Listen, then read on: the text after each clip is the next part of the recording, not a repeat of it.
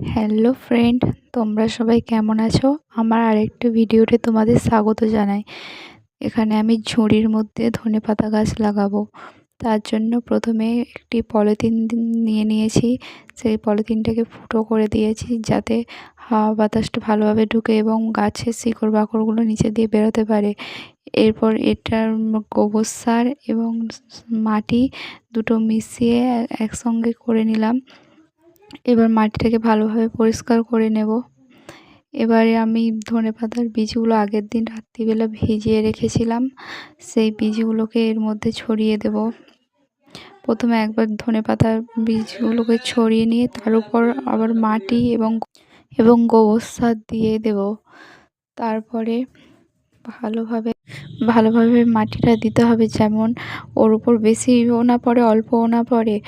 তারপরে ওই ধনেপাতার গাছে